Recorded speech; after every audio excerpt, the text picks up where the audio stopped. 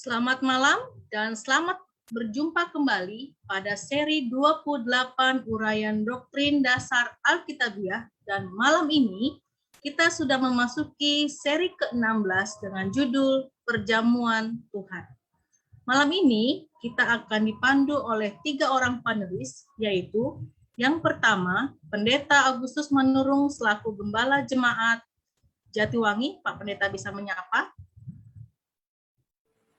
Shalom semuanya para pemirsa dimanapun berada. Senang kita bertemu kembali dan tentu kita mohon urapan Roh Kudus menyertai kita sehingga setiap pelajaran ini membawa berkat bagi kehidupan kita. Terima kasih.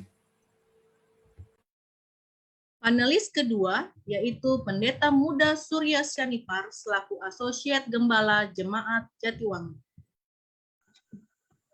Halo, shalom pemirsa dimanapun saudara berada, terima kasih masih bergabung bersama kami dalam rangkaian mempelajari 28 doktrin gereja Masehi hari ke-7, dan kita akan masuk pada pasal yang baru, pasal ke-16. Selamat menyaksikan. Dan panelis ketiga yaitu Evangelis Bapak Simon Kikau selaku pemimpin Departemen Penginjilan Perorangan Jemaat Jatiwangi. Salam, selamat malam semua pemirsa dimanapun berada.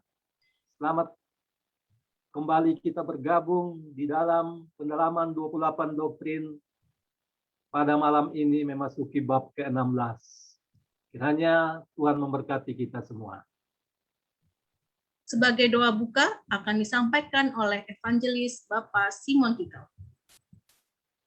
Baik, kita berdoa. Allah Maha Besar yang bertata di dalam kerajaan surga. Terpujilah ya Bapa oleh segala kebaikan Bapa, di mana setiap minggu Bapa menyatukan kami sebagai umat Tuhan, di mana kami boleh datang setiap minggu untuk mempelajari pendalaman 28 doktrin. Bapa di surga, kami bersyukur karena pemirsa juga menggunakan waktu dan kesempatan untuk hadir kami mendengarkan pekabaran ini. Berkati para pemirsa, berkati para pembicara. Kami akan serahkan seluruh kegiatan malam ini ke dalam tangan pertolongan Bapa. Kami berdoa di dalam nama Tuhan Yesus yang menjadi penebus kami. Amin. Amin. Terima kasih. Ketika mereka sedang makan bersama, perlahan-lahan Yesus bangkit, diambilnya handuk yang biasa digunakan seorang hamba, dicurahkannya air ke dalam baskom, lalu ia berlutut dan mulai membasuh kaki muridnya. Guru besar itu bertindak sebagai hamba. Murid-murid merasa malu melihat teguran halus ini. Ketika tugas itu telah selesai dilaksanakannya dan ia kembali ke tempat duduknya, ia berkata, "Jadi, jikalau aku membasuh kakimu, aku yang adalah Tuhan dan gurumu, maka kamu pun wajib saling membasuh kakimu. Sebab aku telah memberikan suatu teladan kepada kamu, supaya kamu juga berbuat sama seperti yang telah kuperbuat kepadamu. Aku berkata kepada hamba, tidaklah lebih tinggi daripada tuannya, ataupun seorang utusan daripada dia yang mengutusnya. Jikalau kamu tahu semua ini, maka berbahagialah kamu jika kamu melakukannya." Yohanes 13 ayat 14-17. Demikianlah Yesus melembagakan pengganti perayaan Paskah, sebuah lembaga pelayanan yang mengingatkan pengorbanannya yang agung, yaitu perjamuan Tuhan. Jika di antara Bapak, Ibu, Saudara-saudari yang menyaksikan tayangan ini memiliki pertanyaan maupun kesaksian yang ingin disampaikan, dapat menuliskannya di kolom komentar yang ada di bawah tayangan ini. Para panelis akan membantu menjawab setiap pertanyaan yang disampaikan. Dan malam hari ini akan terbagi di dalam 3 sesi. Dan sebagai sesi pertama, yaitu perjamuan Tuhan, akan disampaikan oleh Pendeta Muda Surya Syanipar. Kami persilakan. Baik, terima kasih host kami yang baik, Saudari Laura. Selamat malam saudaraku. Saya berharap saudara-saudara dimanapun Anda berada dalam kondisi yang baik, dan kita berharap Tuhan melimpahkan berkat-berkat di sepanjang minggu bekerja di hadapan kita yang akan datang ini. Terlebih kita masih dalam kondisi pandemi, ya. Saya berharap semuanya dalam kondisi yang baik dan memiliki kesehatan yang cukup. Kita lakukan protokol kesehatan dengan sempurna sehingga apa? Sehingga kita boleh terhindar dari sakit penyakit pada masa-masa saat ini. Baik, saudaraku, pelajaran malam hari ini tadi sudah dibuka oleh saudari kita, perjamuan Tuhan. Ya, perjamuan Tuhan ini kalau kita kembali kepada sejarahnya, perjamuan Tuhan ini apakah dimulai ketika Yesus ada di dunia, atau apakah ada cerita tentang perjamuan Tuhan di dalam Perjanjian Lama? Sebabnya karena apa? Karena penekanan tentang perjamuan ini dibuat seolah-olah ada pada waktu apa? Pada waktu Yesus datang di dunia ini. Saudaraku, kalau kita mempelajari pada Perjanjian yang Lama, Hari Raya Paskah merupakan sebuah bentuk perjamuan, ya, sebuah bentuk perjamuan, sebuah bentuk perayaan. Kalau dalam bahasa Ibrani disebut sebagai Pesah, ya.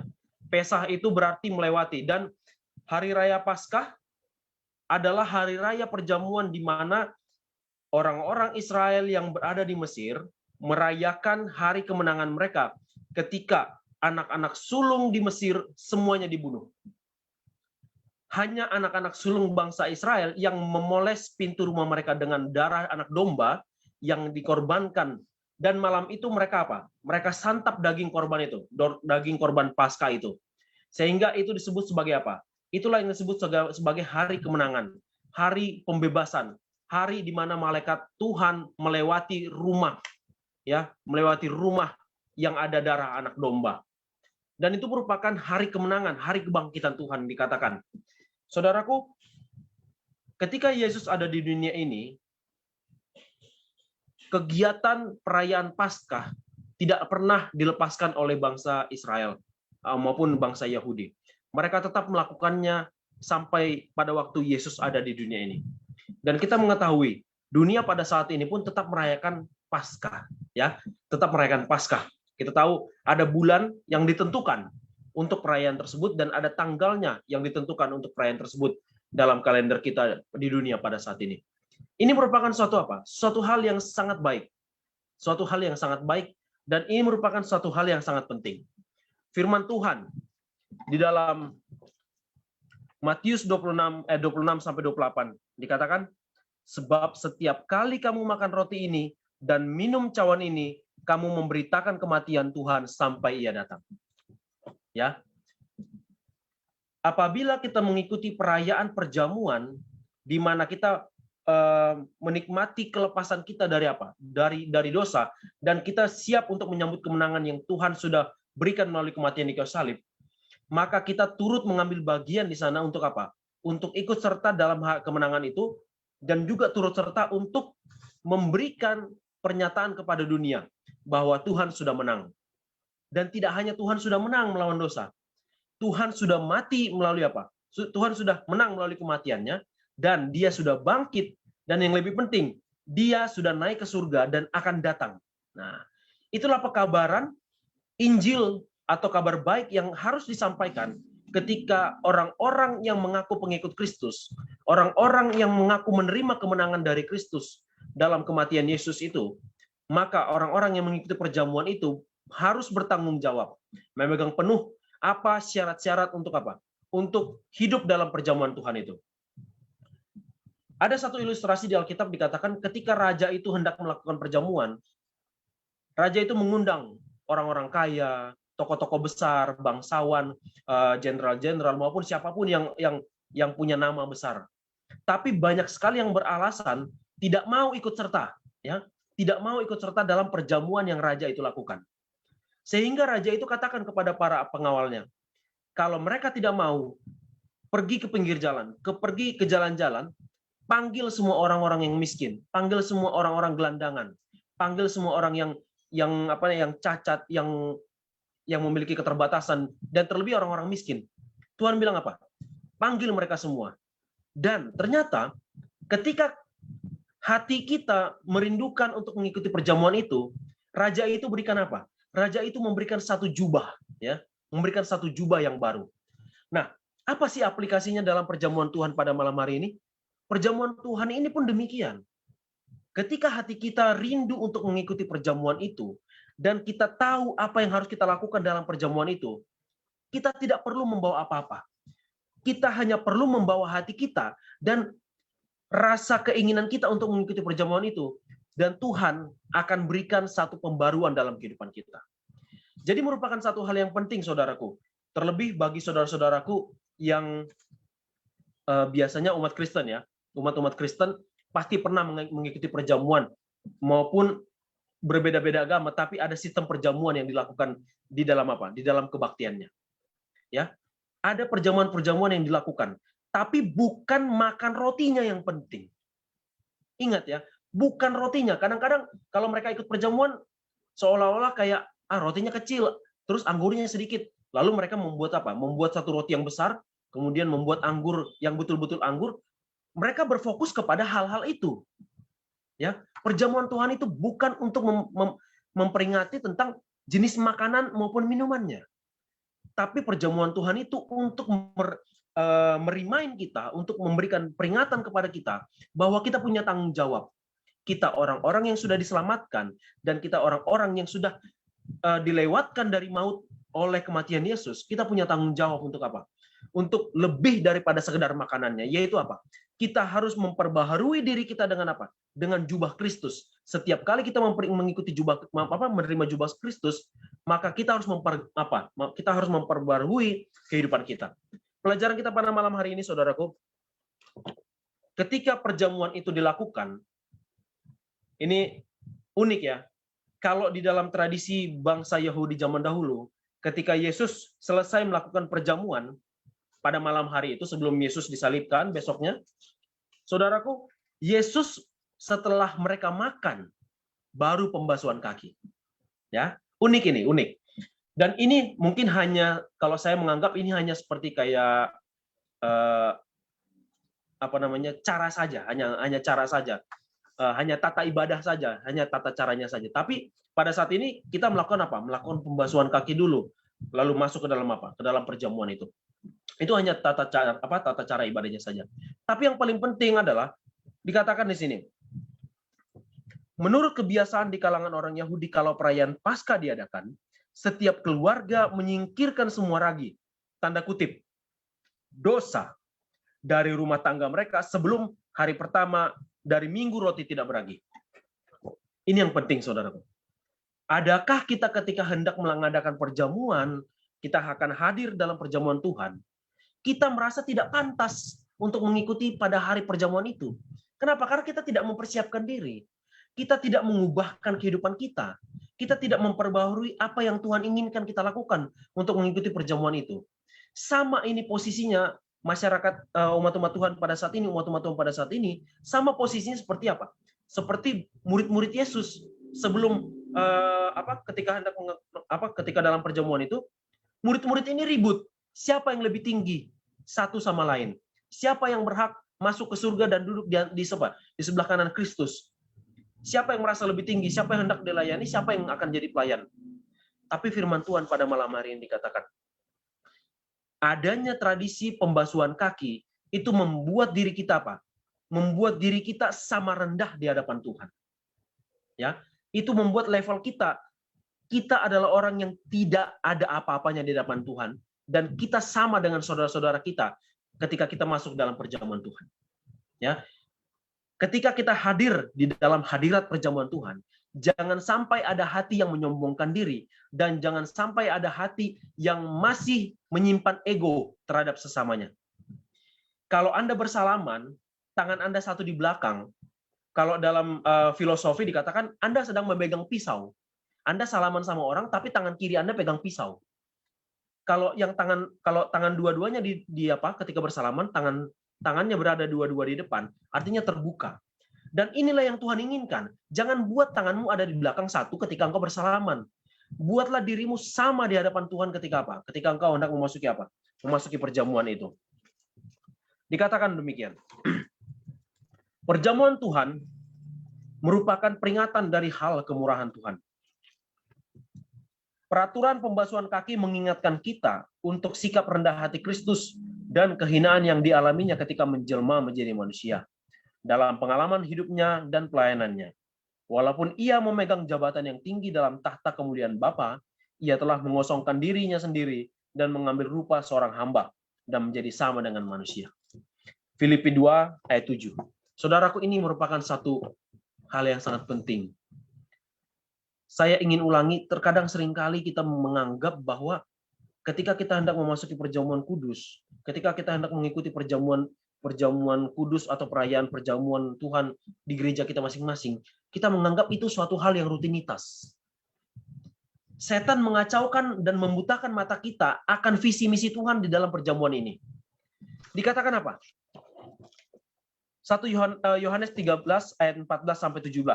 Dikatakan, sesungguhnya seorang hamba tidak lebih tinggi daripada tuannya, ataupun seorang utusan daripada dia yang mengutusnya. Jikalau kamu tahu semuanya ini, maka berbahagialah kamu jika kamu melakukannya. Kalau kita tahu bahwa diri kita harus direndahkan di hadapan Tuhan ketika kita hendak melakukan perjamuan ini, dan kita tahu bahwa itu menjadi peringatan, ya, menjadi peringatan bahwa kelak kita akan mengikuti perjamuan yang sama. Kalau kita melakukannya dengan hormat pada saat ini, pada saat kita melakukan perjamuan itu, kita melakukannya dengan hormat selama di dunia ini, Tuhan akan menyambut kita dalam apa? Dalam kehormatan yang sama. Ketika Tuhan menjemput kita untuk masuk bersama-sama dalam perjamuan yang agung, yaitu apa? Di dalam surga. Dikatakan demikian. Hidup Kristus adalah hidup yang sama sekali, tidak mementingkan diri sendiri.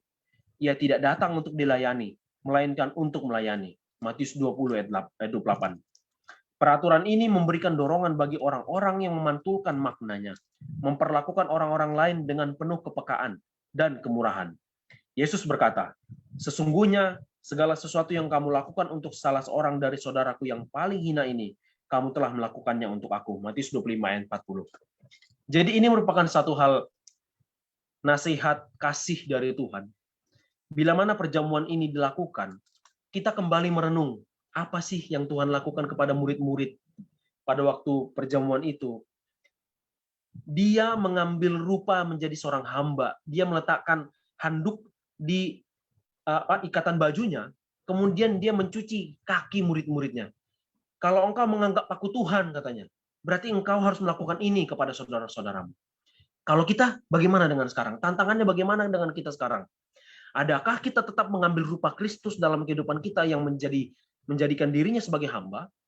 Atau kita menganggap kita lebih tinggi daripada Tuhan dengan tidak mengampuni sesama kita, dan kita tidak mau berbuat kasih kepada sesama kita yang mungkin pernah salah sama kita, atau kita tidak mengakui kesalahan kita terhadap sesama kita dalam perjamuan ini? Itulah makna yang paling penting. Bukan sekedar roti maupun anggurnya, bukan tata ibadahnya, tapi makna yang paling penting adalah kasihi sesamamu. Kasih Tuhan sudah tercurah. Dan itu merupakan bukti peringatan bahwa aku akan mati. Daging ini engkau makan menjadi peringatan. Darah ini engkau minum menjadi peringatan. Dan engkau ketika meminum darah ini dan memakan daging ini, maka berarti kita mengambil tempat Kristus untuk menjadi bagian kehidupan kita. Ketika darah Kristus bercampur di dalam darah kita, artinya DNA Kristus yang merupakan DNA kasih harusnya menjadi milik kita. Tapi ketika kita minum, tapi kita tidak merasakan makna yang utamanya, maka DNA Kristus ini simbolisnya ya. DNA Kristus yang kita minum dalam anggur yang merupakan darah Kristus itu tidak bercampur ke dalam daging kita, tidak bercampur ke dalam darah kita, sehingga tabiat kita tetap sama. Sebelum perjamuan tetap menjadi orang yang berdosa, setelah perjamuan lebih berdosa. Inilah menjadi tantangan kita pada pelajaran tentang perjamuan Tuhan ini. Dan pada malam hari ini dikatakan, ada tulisannya dikatakan, ketika kita mengikuti perjamuan, memang dosa-dosa mereka sudah dibersihkan. Ini tentang murid-murid, memang dosa-dosa mereka sudah dibersihkan melalui baptisan. Akan tetapi godaan telah membawa mereka kepada keangkuhan, kecemburuan, dan kejahatan yang bersemayam dalam hati. Mereka belum siap mengadakan hubungan yang erat dengan Tuhannya. Begitu pula belum siap menerima perjanjian baru yang hendak diberikannya kepada mereka. Melalui perbuatan Yesus yang tidak mementingkan diri, yang mereka merendahkan diri dan menjadi orang yang suka belajar. Seperti murid-murid itu, Apabila kita telah diterima Kristus dan dibaptiskan, kita telah dibersihkan oleh darahnya. Tetapi ketika kita menjalani hidup Kristen, kita gagal. Kaki kita berdebu. Kita harus datang kembali kepada Kristus dan membiarkan anugerahnya yang membersihkan itu membasuh segala kotoran kita. Jadi, ini merupakan satu amaran juga buat gereja-gereja. Itulah sebabnya gereja Advent melalui doktrin ini mengadakan perjamuan itu bisa sampai 3-4 kali 1 tahun, ya, bahkan lebih. Tidak menjadi halangan berapa kali harus dilakukan perjamuan. Tapi sesuai dengan kebutuhan gereja masing-masing, perjamuan ini harus sering-sering dilakukan sebagai apa? Sebagai tanda peringatan untuk apa? Untuk mengingat kematian Kristus. Terlebih untuk memaknai apa yang Yesus lakukan. Dan ketika kita makan daging itu, maka tubuh Kristus, apa yang fisik Kristus, yang matanya penuh kasih, mulutnya penuh kasih, dan tindakan-tindakannya penuh kasih, itu menjadi bagian kita. Dan darah Kristus yang mengandung DNA yang penuh kasih, itu menjadi DNA kita. Sehingga kita menjadi orang-orang yang apa? Menjadi orang-orang yang baru. Baik, sampai di sini dulu pembukaan yang bisa saya bawakan. Nanti akan dibawakan oleh para panelis yang lain untuk menambahkan. Saya akan balikan kepada host. Terima kasih. Terima kasih atas penjelasan yang begitu baik di dalam sesi yang pertama ini, di mana dapat kita simpulkan bahwa ada 4 makna peraturan pembasuhan kaki. Yang pertama adalah sebuah peringatan dari hal kemurahan Tuhan. Yang kedua adalah sebuah bentuk pembersihan yang lebih tinggi. Yang ketiga, sebuah persekutuan pengampunan. Dan yang keempat, sebuah persekutuan dengan Kristus dan umat percaya. Malam hari ini kami ingin menyapa dan mengucapkan selamat malam kepada pemirsa kita yang sudah ikut tayangan ini malam hari ini. Ada Ibu Lolita Hutapea, ada Ibu Marida Sihaan, ada Saudara Fani Raja Guguk, ada Ibu Roslina Sihotam, ada Saudara Kris Sihaan, dan Saudara Hein Sihaan. Selanjutnya kita akan memasuki sesi kedua yang akan disampaikan oleh Evangelis Bapak Simon Kikau, yaitu perayaan perjamuan Tuhan. Kami persilahkan. Salam, selamat malam pemirsa. Terima kasih Saudara Surya yang sudah menyampaikan pekabaran mendahului saya. Di dalam pekabaran yang saya akan sampaikan dengan judul perayaan perjamuan Tuhan. Saudara-saudara, tentu kita berpikir apa sesungguhnya perayaan yang dilakukan di dalam judul ini, perayaan perjamuan Tuhan. Tentu kalau kita mengingat masa lalu bagaimana bangsa Israel juga mengadakan perayaan Paskah, ya. Di dalam Keluaran 12 sangat jelas di situ dikatakan perjamuan ini harus dilakukan turun-temurun. Ya, di dalam Keluaran 12 ayat 14. Hari ini akan menjadi hari peringatan bagimu. Kamu harus melakukannya turun-temurun, merayakan di tempatmu selama-lamanya. Saudara-saudara, itulah perayaan yang dikatakan perayaan bangsa. Dikatakan perayaan paksa. Paskah. Baik, saudara-saudara, bangsa Israel melakukan ritual Paskah kepada Tuhan dengan diawali dengan memakan roti, ya, yang tidak beragi kalau di dalam Keluaran 12 itu, ya, dan sayur pahit, ya, itu adalah sesuatu sayur yang sangat pahit yang ditulis menjadi satu tanda bagaimana umat-umat Tuhan yang dilepaskan dari Mesir, ya. Bagaimana kelepasan ini sangat membuat mereka terbebas dari segala beban yang terjadi di Mesir, ya. Di mana pada saat itu Tuhan melepaskan mereka sehingga mereka mendapatkan kelepasan. Nah, upacara perjamuan ini terjadi, ya, dari dahulu hingga sekarang. Namun pada malam ini apa sesungguhnya perayaan perjamuan Tuhan ini yang dimaksud di sini? Perjamuan Tuhan adalah waktu untuk kita bersuka-suka. Saudara-saudara, memang yang namanya jamuan itu tentu sukacita ya, orang makan ya, gembira, senang ya. Tidak ada yang bermuram durja di situ. Tidak ada yang bersedih. Namun di dalam perjamuan Tuhan yang Tuhan lakukan bersama murid-muridnya, kalau kita baca di dalam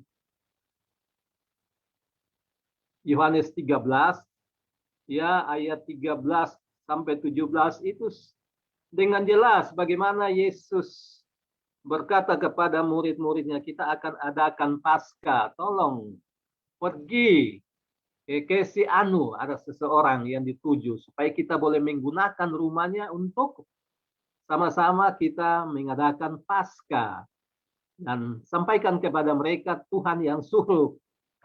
Nah, inilah yang disampaikan mereka kepada pemilik rumah itu, dan digunakan mereka untuk sama-sama mengadakan perjamuan. Saudara-saudara, di saat mereka sudah berkumpul, tadi dikatakan oleh pendeta Sianipar kepada kita, bagaimana sudah berkumpul murid-muridnya, ya, dikatakan di situ sudah ada baskom, ya, sudah ada lap untuk mencuci kaki. Namun katanya yang terjadi pada saat itu tidak ada hamba yang mau mencuci. Jadi akhirnya mereka saling memandang, ya, saling memandang, saling melihat satu dengan yang lain. Ya, tidak tahu siapa yang memulai dulu, ya. Kendi sudah ada, baskom sudah ada, handuk sudah ada. Ya, siapa yang membasuh kakinya? Saudara-saudara, semua menunjukkan sikap acuh tak acuh. Tampaknya tidak ada yang menyadari sesuatu yang mereka harus lakukan. Kenapa? Oleh karena ada yang bersifat, tadi Pak Pendeta bilang, ada yang bersifat mementingkan diri, ya, sehingga tidak ada yang merendahkan dirinya. Bahkan murid-murid ini tidak saling mau untuk menyerahkan dirinya untuk memulai membasuh kaki, dan akhirnya Yesus sendirilah yang memulai, ya, karena Yesus tunggu, Yesus tunggu. Lah mana nih kok tidak ada satupun juga yang memulai, ya, untuk mencuci kaki. Kemudian dikatakan di dalam Alkitab itu, guru besar ini mengesampingkan jubahnya, dia duduk, dia siap handuk, ya, dia ambil handuknya, dia taruh di pinggangnya, ya, dan dia memulai melakukannya kepada murid-muridnya. Murid-muridnya heran. Kenapa nih? Kok Tuhan yang melakukannya? Ya, tadi Pak Pendeta bilang, aku Tuhan sudah melakukannya, kamu juga harus melakukan. Nah, inilah yang terjadi pada saat perjamuan itu. Saudara-saudara, di dalam kejadian ini, Tuhan mau menunjukkan kepada kita maknanya, bagaimana supaya kita harus berdamai. Umat percaya sebelum masuk kepada perjamuan yang istimewa bersama Tuhan ini, harus tinggalkan semua, tadi pendeta bilang, semua yang berhubungan dengan kebencian, iri hati, dengki, mementingkan diri, ya, termasuk di situ ada Yudas yang mau diutamakan, Yohanes, Yakobus, Petrus, semua dengan tipe-tipe dan karakter tabiat mereka. Yang semua itu harus, ya, dilepaskan dulu baru masuk kepada perjamuan. Karena maknanya perjamuan Paskah ini dari era perjanjian lama sampai sekarang haruslah ditunjukkan, ya, dengan sepenuhnya, dengan baik, supaya tidak ada yang mau merasakan ditinggikan dirinya. Oleh karena itu, perjamuan merupakan satu upacara Paskah yang dilakukan umat-umat Tuhan lalu, dilakukan Yesus bersama murid-muridnya sebelum dia mengakhiri pekerjaannya di dunia ini. Pesta Paskah ini mengingatkan kembali bagaimana bangsa Israel dari perhambaan di Mesir. Sedangkan perjamuan Tuhan yang dilakukan sekarang ini mengingatkan kelepasan ya dari Mesir rohani ya yang kita lakukan sekarang ini, yaitu perhambaan dosa. Darah domba Paskah dipercikan di ambang pintu untuk melindungi penghuni rumah dari maut. Demikian juga korban Kristus mendatangkan kelepasan kita dari maut. Perjamuan Tuhan mengumumkan bahwa kematian Kristus di kayu salib menyediakan keselamatan bagi saudara dan saya.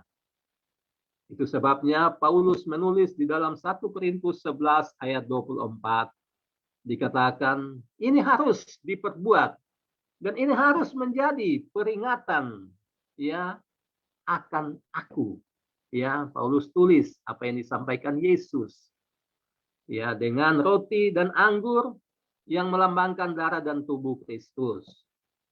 Yohanes mengatakan barang siapa yang memakan dagingku dan minum darahku, ia mempunyai hidup kekal. Saudara-saudara, itulah makna daripada kita mengadakan perjamuan. Sehingga kita harus, sebagai umat-umat Tuhan, kita harus melakukan perjamuan ini. Yesus berkata, kalau siapa tidak makan roti dan meminum anggur, dia tidak akan berada bersama dengan aku di dalam perjamuan Tuhan, di dalam kerajaannya. Saudara-saudara yang kekasih, tentu ini menjadi satu nasihat baik kepada kita malam ini. Sebagai pelajaran yang mau membawa kita supaya kita juga mau membawa diri kita kepada Tuhan.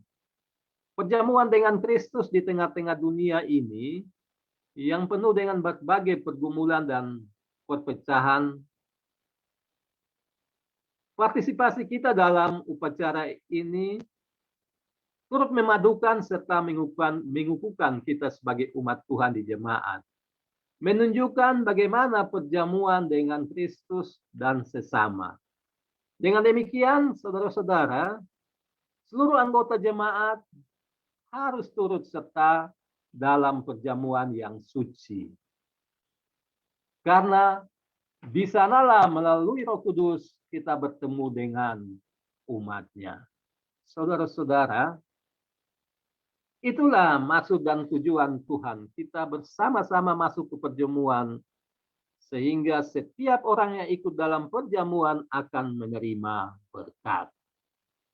Saudara-saudara, tentu perjamuan Tuhan ini memanggil saudara dan saya yang mempunyai keinginan untuk sama-sama kita akan dijamu Tuhan di dalam kerajaannya, di mana perjamuan Tuhan akan kita lakukan bersama-sama dengan Tuhan di surga. Bahkan Yesaya menulis juga di dalam Yesaya 66 bagaimana kita juga akan mengadakan perjamuan di bumi baru juga. Saudara-saudara, tentu sukacita besar bagi saudara dan saya. Bila mana kita turut serta di dalam perjamuan ini, kita membasuh diri kita membasuh bersih hati kita dari seluruh kedengkian, kebencian, iri hati, agar dengan demikian kita boleh masuk kepada persekutuan dengan Tuhan. Persekutuan dengan Tuhan saat ini akan datang dan selama-lamanya bersama dengan Tuhan kita akan adakan perjamuan. Kiranya ini menjadi satu pelajaran bagi kita supaya kita selalu menyiapkan hati kita untuk menerima berkat melalui perjamuan Tuhan ini. Inilah yang bisa saya sampaikan. Saya serahkan kembali kepada host. Terima kasih atas penjelasan yang begitu baik yang disampaikan oleh Evangelis Bapak Simon Hikau. Di mana dalam sesi kedua ini kita bisa mempelajari mengenai makna dari perjamuan Tuhan. Yaitu yang pertama, peringatan pelepasan dari dosa, yaitu dilambangkan dengan roti dan juga anggur yang kita makan dan yang kita minum sebagai lambang dari tubuh Kristus dan juga darah Kristus yang tercurah di atas kayu salib. Dan yang kedua adalah perjamuan dengan Kristus, dan makna yang ketiga adalah antisipasi atas kedatangan kedua kali. Selanjutnya, kita akan memasuki sesi ketiga yang akan disampaikan oleh Pendeta Agustus Manurung, yaitu syarat untuk turut serta. Kami persilahkan.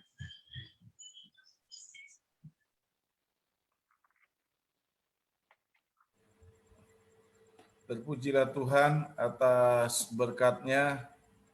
Malam ini kedua panelis sebelumnya telah memaparkan bagaimana pentingnya perjamuan Tuhan ini yang dikaitkan dengan Paskah, kemudian dikaitkan dengan makna-makna rohani yang mendalam yang sudah disampaikan oleh Evangelis Bapak Simon dan juga Pendeta Muda Surya yang sudah mengawalinya dengan baik.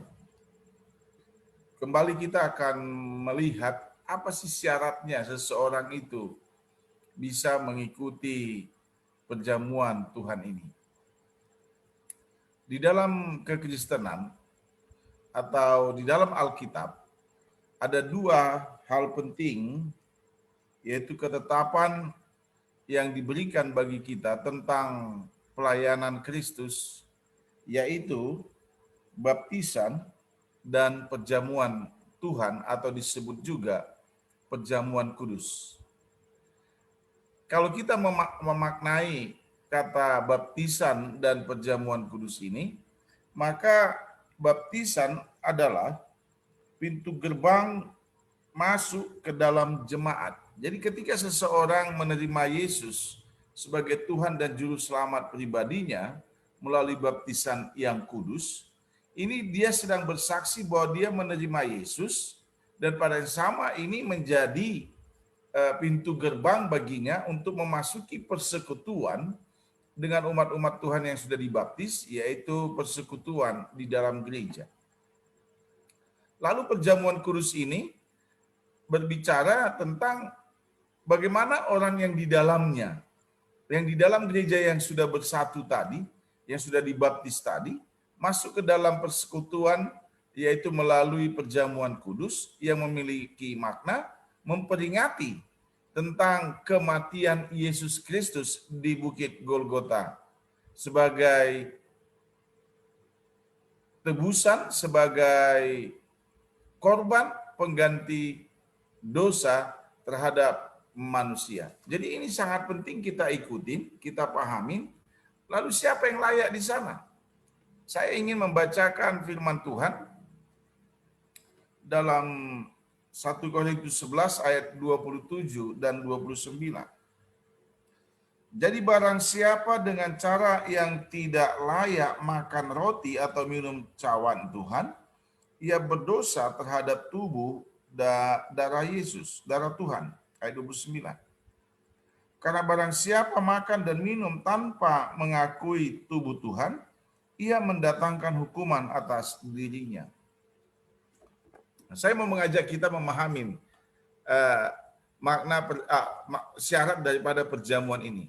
Pertama, seseorang yang mau mengikuti perjamuan Tuhan ini, yang mau mengikuti perjamuan kudus ini, dia harus menerima Yesus sebagai Tuhan dan Juru Selamat pribadinya.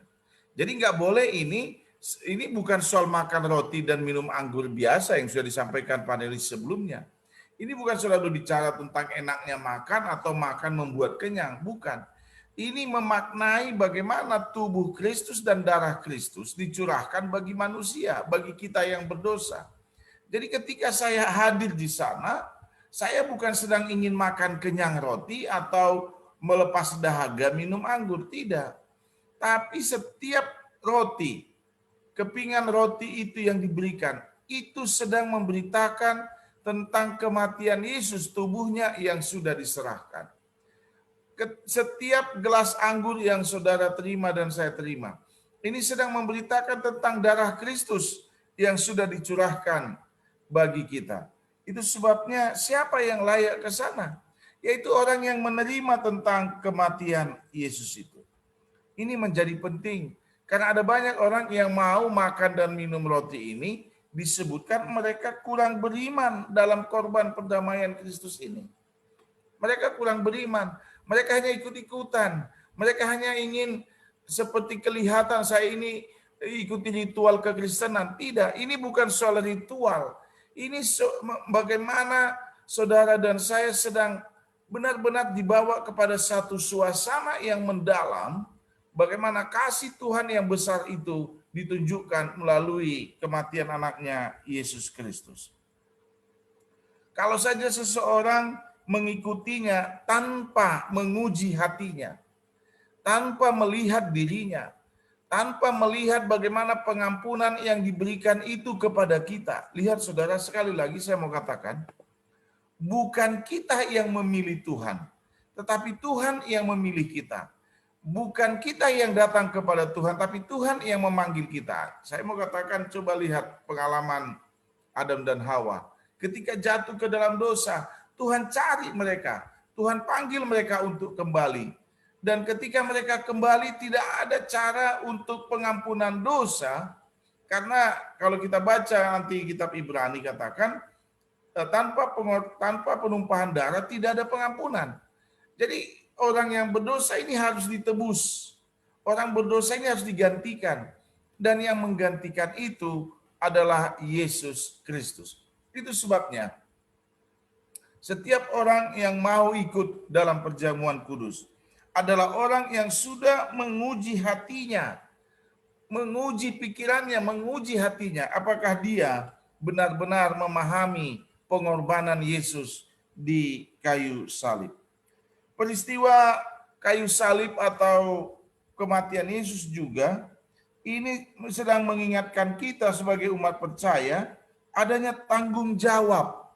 Jadi setelah saya ikut di dalamnya, ya kalau saudara membacanya, maka kita sedang mempunyai tanggung jawab memberitakan kepada orang lain bahwa Yesus sudah menebus kita. Jadi itu sebabnya persyaratan ini penting. Saya sekarang manusia berdosa datang kepada Yesus melalui baptisan.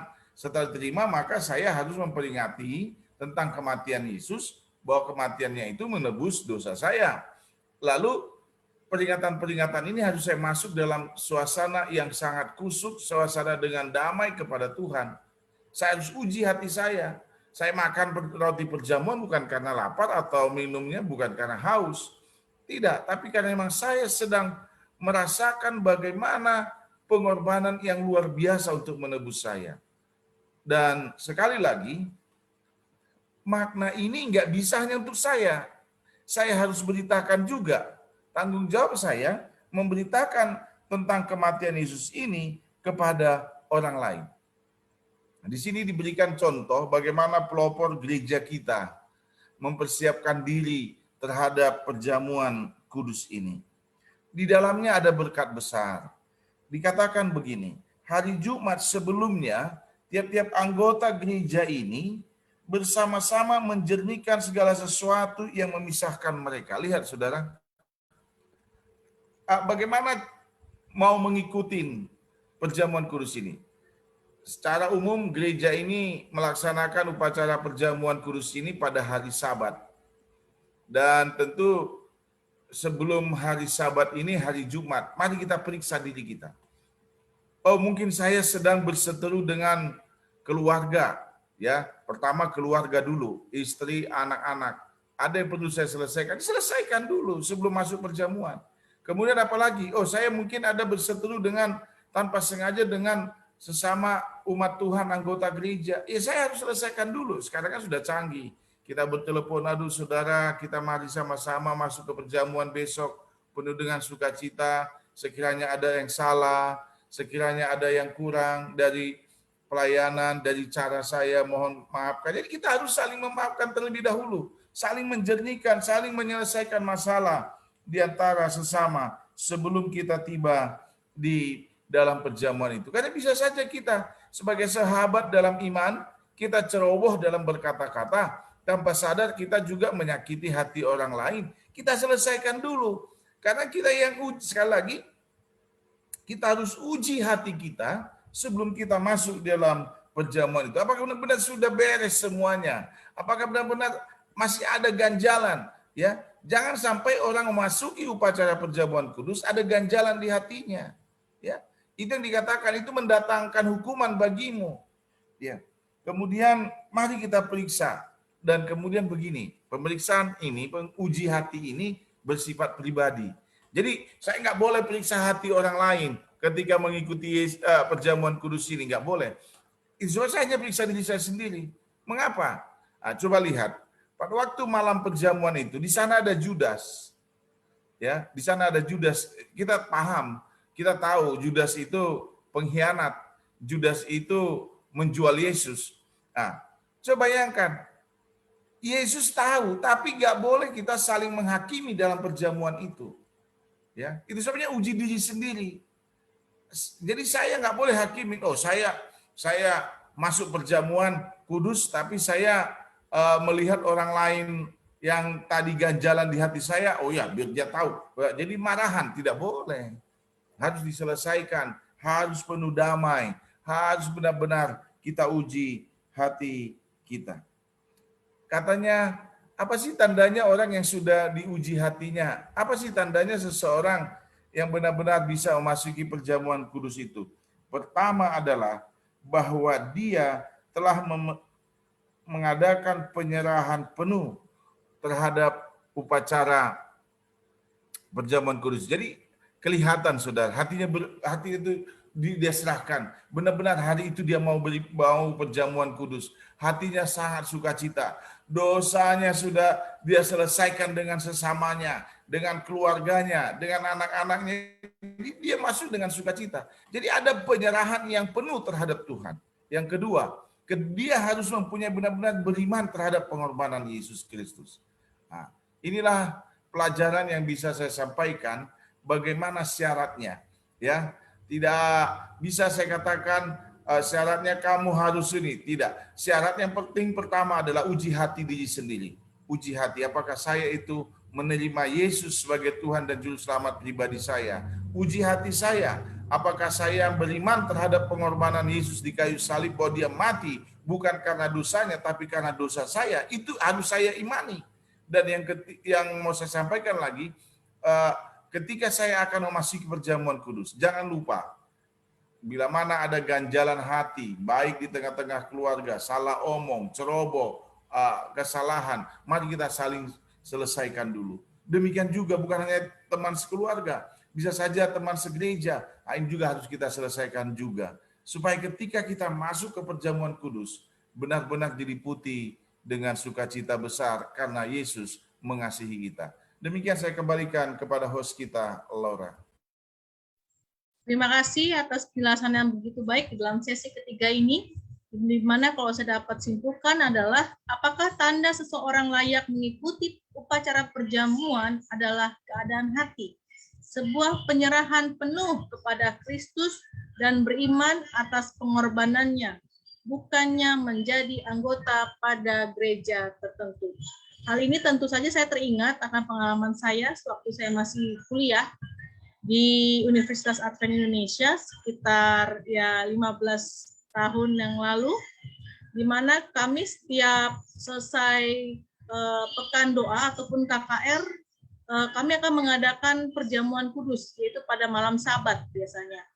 Dan yang mengikuti perjamuan tersebut adalah seluruh yang hadir pada KKR malam hari itu, bukan hanya anggota gereja Masjid Advent hari itu, tapi seluruh yang hadir pada KKR malam hari itu. Jadi kalau kita kembali merujuk pada pertemuan hari ini, berarti itu kembali lagi mengenai adalah bagaimana penyerahan kita, yaitu keadaan hati kita pada saat kita akan menerima perjamuan kudus tersebut. Sini ada sekarang kita akan memasuki dalam sesi pertanyaan. Di sini ada satu pertanyaan yang masuk kepada kita malam hari ini. Tetapi sebelumnya kami ingin menyapa saudara kita yang sudah join pada malam hari ini. Ada Saudari Triwani Sringoringo, ada Ibu Rayun Sagala, dan juga Pendeta Edwin Sardiana. Pertanyaannya ada datang dari Saudara Hein Sihaan, yaitu dua ketetapan besar dalam iman kekristenan adalah baptisan dan upacara perjamuan kudus. Jika ada jemaat yang alergi gluten ataupun tepung, atau alergi anggur, apakah ada cara untuk tetap melakukan ketetapan ini? Yang untuk pertama kali saya mungkin berikan kesempatan ini kepada Pendeta Muda Surya Sianipar. Kami persilakan. Ya, baik, terima kasih Laura. Terima kasih Saudara Hen sudah memberikan pertanyaan pada malam hari ini. Ya, kalau saya mengingat kepada sejak awal saya mengikuti perjamuan kudus, saya mengingat roti itu dibuat dengan cara yang cukup sederhana ya. Dia diadon dengan menggunakan bahan-bahan komposisi yang cukup sederhana. Di sana ada telur, ada tepung, lalu ada sedikit minyak ya, sedikit minyak. Dan itu pun langsung dibakar ya, langsung dibakar. Saya pikir tadi pertanyaannya bukan gluten ya, bukan gluten itu untuk seperti ada tambahan-tambahan. Kalau gluten itu ada sari-sarinya ya, sari-sari untuk apa? Untuk menciptakan rasa seperti daging buatan. Tapi kalau ini adalah roti yang sangat sederhana. Dan kalau kita mempelajari kepada buku-buku tentang perjanjian yang lama, ada satu juga dikatakan dalam buku Desire of Ages, tulisan Nyonya White, dan juga dikatakan ada practical lessons. Ini tulisan dari F.C. Gilbert tahun 1972, dikatakan practical lessons from the experience of Israel for the Church of today. Dikatakan mungkin pada saat mereka mengadakan perjamuan dengan membuat konsep yang sama, anggur dan roti, ada mungkin orang-orang di sana yang tidak bisa minum anggurnya. Kenapa? Karena pada waktu zaman Yesus itu, dari musim penuaian sampai kepada musim Paskah, penggilingan anggur itu nggak bisa dilakukan dengan cukup lama disimpan. Karena setelah anggur itu disimpan cukup lama, jadinya anggur itu berfermentasi. Dan itu nggak boleh dihidangkan. Itu nggak boleh dihidangkan. Jadi pada zaman Yesus itu dibuat apa? Kalau bisa malamnya atau paginya atau malamnya akan Paskah, maka mereka akan apa? Akan giling pada waktu siang ataupun sore. Sehingga pada waktu mereka meminumnya itu menjadi apa? Menjadi sari yang sangat murni. Lalu bagi kita mungkin yang hidup pada zaman ini, kita mungkin ada yang tidak bisa mengkonsumsi anggur karena mungkin ada penyakit-penyakit tertentu atau ada efek samping tertentu. Kita nggak tahu. Saya belum pernah punya efek samping terhadap apa? Terhadap anggur. Tapi kalau minuman anggur, ya belum pernah coba juga ya. Nggak boleh dikonsumsi ya, yang sudah berfermentasi. Tapi yang paling penting adalah ada banyak cara yang bisa dilakukan. Dikatakan dalam tulisan itu dikatakan demikian. Bisa dibuat dengan sari-sari buah-buahan yang lain, ya. Bisa diciptakan melalui sari buah-buahan yang lain. Bisa dibuat dari sirup, bisa dibuat dari sari buah, tapi harus murni. Sehingga akan dibuat menjadi apa? Menjadi anggur yang manis, dibilang. Dalam tulisan itu dikatakan bisa dibuat dari sari yang lain. Sari buah yang lain, misalnya seperti itu seperti jus, jadinya seperti jus, jadi lebih murni. Yang penting adalah itu tadi yang saya sampaikan di awal. Yang penting di dalam perjamuan ini adalah bukan tentang makanan dan minumannya, bukan makanan dan minumannya. Kalau memang roti tidak beragi membuat luka atau membuat penyakit kepada anggota jemaat, bisa diciptakan yang lain, bisa dibikin yang lain. Apakah roti misalnya roti dari pabrik bisa dipakai? Bisa. Kalau memang nggak bisa dipakai dengan roti yang bisa dibuat di biasanya, dengan penuntun peraturan jemaat itu, maka bisa dipakai roti yang lain. Bisa. Apakah harus anggur? Oh, enggak juga. Bisa kismis, bisa sari kismis, bisa sari buah-buah yang lain. Artinya tidak menghalangi, ya, tidak menghalangi. Tuhan pun tidak menentukan mana yang harus dilakukan, harus itu enggak. Itu untuk jamuan Tuhan itu kita harus senang. Kita harus senang. Tapi bukan kesenangan tentang makanannya, bukan tentang minumannya. Tapi yang paling penting adalah kesenangan untuk mengingat apa tanggung jawab kita dalam memperingati kematian Yesus dan apa yang Tuhan sudah karuniakan kepada kita melalui perjamuan itu. Yaitu apa? Belas kasih dan kerendahan hati. Keadilan dan belas kasih setelah perjamuan itu yang paling penting. Percuma anggur asli disediakan pada waktu perjamuan, tapi perubahan dalam hati tidak apa? Tidak tampil setelah perjamuan. Malah jadi ribut-ribut, malah lebih benci satu sama lain. Nah, itu mungkin ya. Jadi kalau dalam tulisannya dikatakan bisa dibikin dari metode yang lain, jenis makanan yang lain maupun jenis minuman yang lain, bisa dari sirup, bisa dari sari buah yang lain. Asalkan itu membuat kebersamaan di antara jemaat itu lebih baik, bisa dibuat dengan metode-metode yang lain. Tapi sejauh yang saya tahu tidak pernah ada efek samping oleh minuman-minuman yang pernah kita bikin ya. Karena bahan-bahan yang dibuat pun yang sudah diterapkan dalam peraturan jemaat kita pun komposisinya pun sangat sederhana. Bahkan nggak ada campuran coklat, susu atau apapun yang bikin rasanya seperti sangat enak untuk dikonsumsi berkali-kali ya. Rasanya cukup sederhana, cukup tawar dan asin. Nah, itu saya pikir cukup baik lah untuk kesehatan kita. Kalau ditambah-tambahkan yang lain mungkin bisa jadi efek samping. Itu mungkin ada dari panelis yang lain. Silakan. Baik, terima kasih. Apakah ada tambahan dari Pak Simon maupun Pendeta Manurung mengenai pertanyaan ini? Baik, bagus sekali pertanyaannya. Memang itu pertanyaan adalah sesuatu pertanyaan yang perlu kita sama-sama boleh terima ya, agar kita boleh terima dengan baik sesungguhnya apa yang paling bisa menggantikan bila mana seseorang alergi dengan anggur ya, saudara-saudara. Saya belum pernah dengar ada orang yang alergi dengan anggur, karena anggur yang sekarang kita pakai ini adalah anggur buah segar yang sudah dipres dengan baik dan disiapkan hanya paling 1 malam. Jadi dia anggur yang sebenarnya fermentasinya belum terlalu banyak ya, yang membuat mengganggu kesehatan manusia ya. Namun bagaimana kalau itu terjadi kepada orang yang katanya mempunyai alergi? Memang bisa juga ya diganti dengan tadi dibilang dengan kismis, karena di beberapa tempat ya yang kesulitan anggur, mungkin mereka juga mengalami hal yang sama, mereka juga akan memilih penggantinya. Ya, kita tahu dikatakan anggur adalah lambang daripada darah Kristus, yaitu dikatakan kepada kita. Namun bagaimana kalau yang tidak ada anggurnya? Tentu kita bisa cari yang lain ya, sebagai kata itu lambang aja, boleh ganti ya dengan kismis atau bentuk mungkin sirup lah ya. Saya lihat ada beberapa gereja melakukan demikian yang tidak ada anggur segar ya, karena ada beberapa kota yang sulit mendapatkan buah anggur. Mereka memang harus mengalami keterbatasan ini dan mereka harus cari jalan keluarnya apa. Nah, ini juga yang mungkin menjadi satu catatan bagi kita.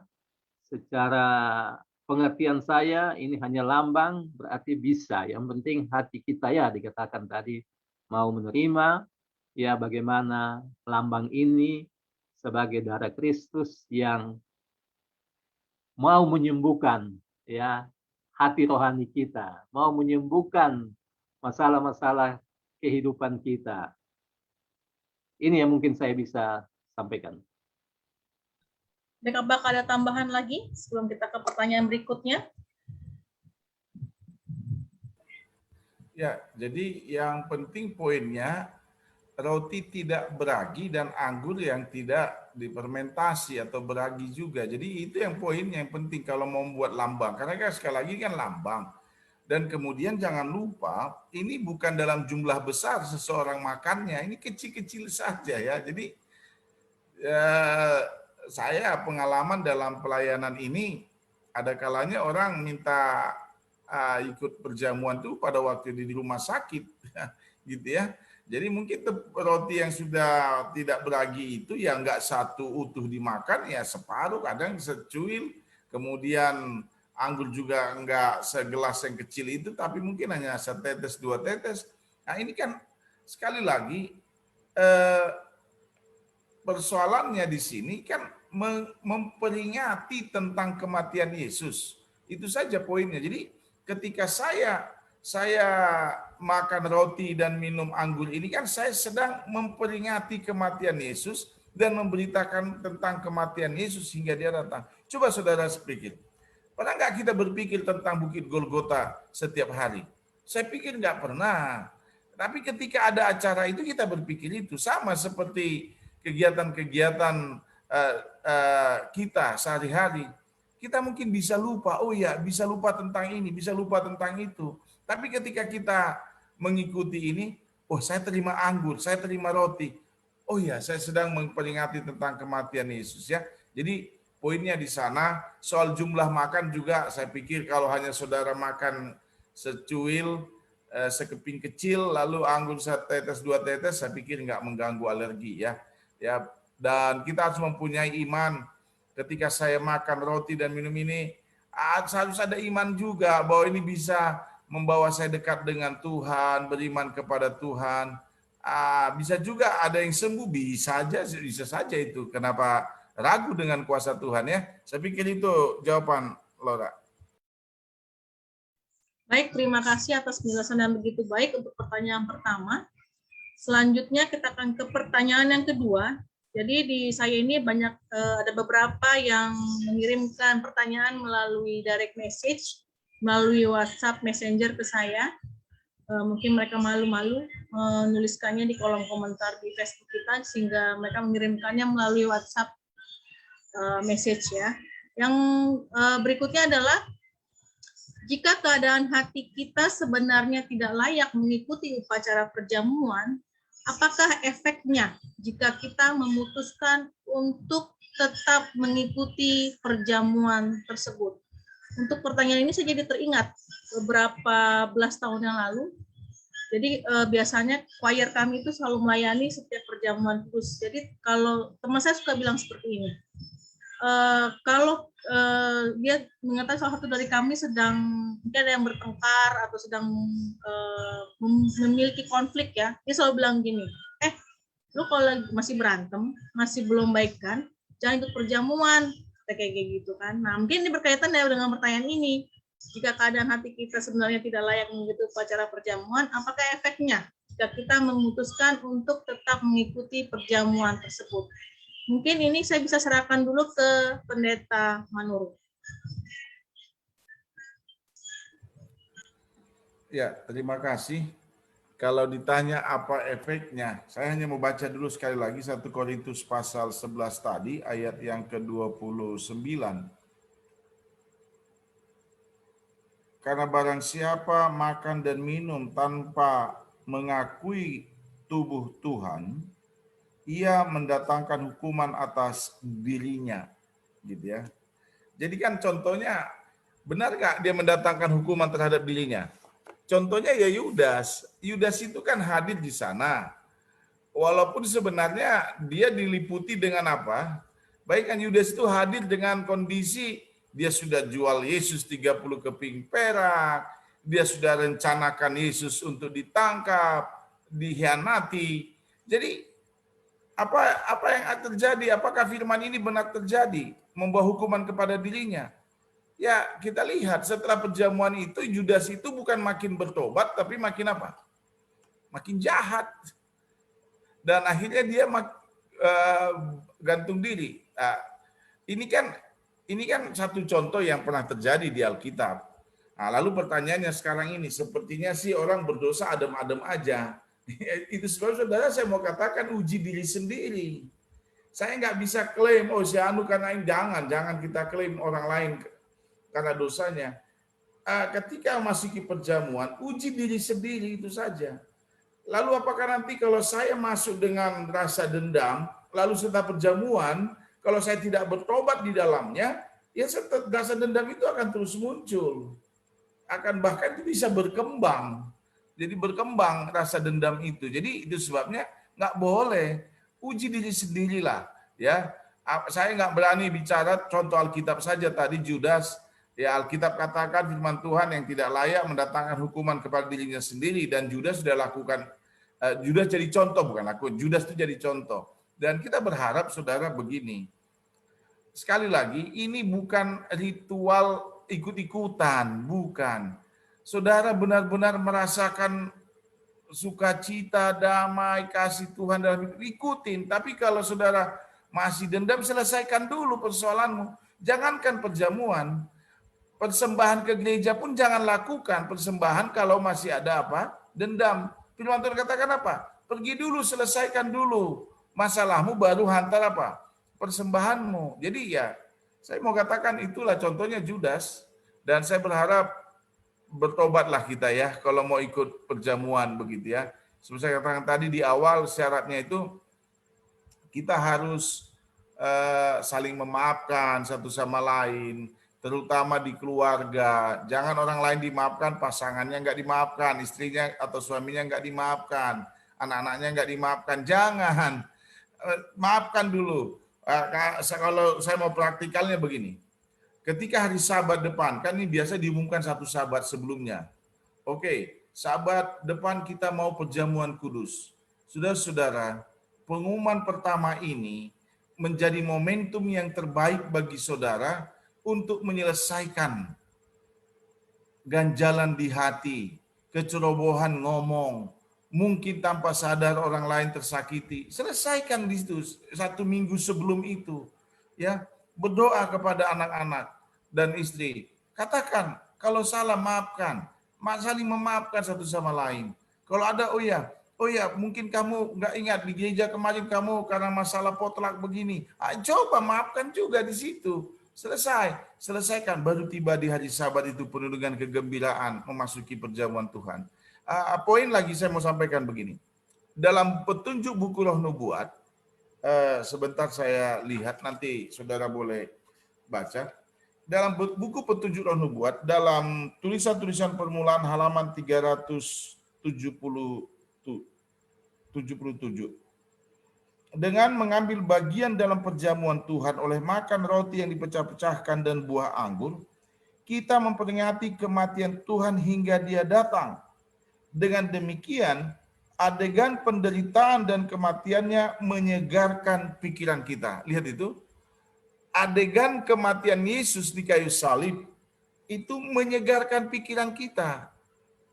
Poin yang kedua yang mau saya sampaikan, dalam Alfa Omega jilid 6 halaman 259. Acara perjamuan kudus sekarang ini sama sucinya seperti waktu ditetapkan oleh Yesus Kristus. Yesus masih hadir waktu upacara kudus ini dirayakan. Kita membaca, pada saat inilah, pada upacaranya sendiri, Kristus bertemu dengan umatnya dan menguatkan mereka oleh hadiratnya. Jadi ya ini bicara iman. Yesus itu sama. Jadi makna perjamuan kudus sekarang ini yang dilakukan oleh gereja. Saya katakan gereja kita per triwulan, satu tahun ada 4 triwulan, 4 kali kita merayakannya. Itu sama kudusnya dengan pada waktu Yesus dulu hadir di perjamuan itu. Dan sama berkatnya, sama seperti pada waktu Yesus hadir dulu. Ya ini kan bicara iman. Ya kalau saudara bilang apa buktinya Yesus hadir, ya ini bicara iman. Di mana 2-3 orang berkumpul Yesus hadir. Ini kan bicara iman. Ya, iman itu kan harus bertumbuh setiap saat. Jadi saya pikir itu yang bisa saya tambahkan dulu, Laura. Baik, apakah ada tambahan dari Bapak Simon maupun Pendeta Surya Sianipar untuk pertanyaan ini?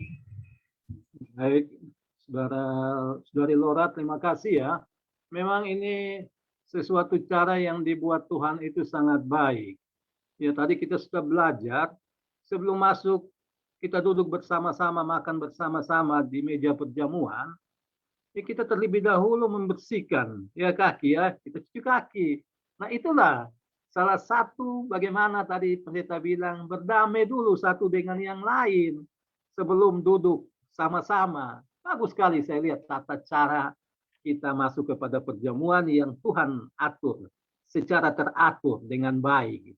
Ya, bagaimana Dia mau supaya itu debu-debu yang ada di dalam kehidupan kita ini, bagaimana kerenggangan yang terjadi sesama umat Tuhan, di mana umat-umat Tuhan itu ya ada yang merasa lebih hebat, ya lebih tinggi, lebih besar, lebih pintar, ada yang merasa sombong, iri hati, mementingkan diri, dan lain sebagainya harus ditanggalkan dulu. Barulah kita bisa duduk bersama-sama untuk makan di meja perjamuan Tuhan. Saya lupa persis, ada ayatnya dia bilang, marilah hai umatku. Kalau tidak salah dia bilang, marilah hai umatku, hai kamu, katanya yang keluar dari kesusahan besar, dan yang melakukan kehendakku, yang menderita, ya karena aku, masuklah ke dalam perjamuan, karena aku sendiri telah bersiap-siap melayani kamu. Itu undangan Tuhan. Ya, sebagaimana Tuhan mengundang murid-murid yang lalu pada waktu dia ada di dunia, hal yang sama juga dia akan mengundang kita masuk ke dalam perjamuannya. Nanti Yesus juga, ya itu saya dengar Yesus, ya di Wahyu kalau tidak salah, Yesus sendiri akan melayani kita nanti di surga.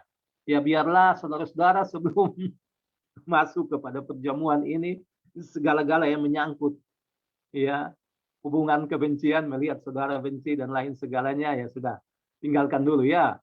Ya dengan sungguh-sungguh ya, dengan sepenuh hati, bukan berpura-pura ya, baru kita masuk. Duduk bersama-sama menerima berkat Tuhan. Baik, terima kasih atas tambahan yang disampaikan oleh Bapak Simon. Apakah tambahan lagi dari Pendeta Muda Sianipar? Oke. Selanjutnya kita akan ke pertanyaan yang berikutnya adalah, di Perjanjian Baru, Yesus membasuh kaki ke-12 murid, tetapi Yesus sendiri tidak dibasuh. Adakah alasan Alkitabiah kenapa murid-murid Yesus tidak membasuh kaki Yesus? Mungkin saya bisa berikan kesempatan ini kepada Bapak Simon. Ikau. Baik, terima kasih Laura. Kenapa Yesus tidak membasuh kaki ya? Ya memang di Alkitab tidak menulis. Ya dan memang saya belum baca apakah Yesus dibasuh kakinya apa tidak ya. Namun Yesus adalah Tuhan ya, yang mana kita tahu dia harus memberikan contoh. Ya. Namun ada Yesus bilang, hendaklah kamu saling melayani. Ya mencuci kaki. Di ayatnya saya lupa dia. Kalau nggak salah di Yohanes 13 juga ya, ayat 13 sampai 17 tuh. Itu cukup panjang. Kalau tidak salah begitu, saling mencuci kaki, ya saling melayani. Jadi berarti di sini Yesus tidak hanya ngomong saja. Ya tentu Yesus juga memberikan contoh karena dia memberikan teladan ini. Ya supaya kita ikut. Makanya kita belajar beberapa teladan Kristus kepada kita kayak baptisan, cuci kaki. Ya sebelumnya dari hari Sabat ya, hari Sabat. Baptisan, cuci kaki, dan perjamuan. Jadi dalam hal ini, kalau saya menyimak ayat itu, saya tidak ingat persis. Kemungkinan di Yohanes 13 ayat 13 sampai 15 dibilang saling mencuci kaki. Jadi berarti ini Yesus yang ngomong. Ya, tidak mungkin Yesus tidak saling mencuci kaki juga. Tidak ada yang mencuci kaki Yesus. Ya itu menurut saya. Ya itu yang bisa saya tanggapi pertanyaannya. Baik, kalau saya lengkapi ya dari Yohanes 13 ayat 14 dan 15 yang dimaksud dengan Pak Simon ya Pak. Yaitu, jadi jikalau aku membasuh kakimu, aku yang adalah Tuhan dan gurumu, maka kamu pun wajib saling membasuh kakimu. Ayat ke-15, sebab aku telah memberikan suatu teladan kepada kamu, supaya kamu juga berbuat sama seperti yang telah berbuat kepadamu. Ya, itu tambahan untuk ayatnya. Baik, mungkin ada tambahan lagi dari Pendeta Manurung maupun Pendeta Muda Sianipar untuk pertanyaan ini. Terima kasih. Kita pahami begini. Makna basuh kaki ini kan saling merendahkan hati. Ya.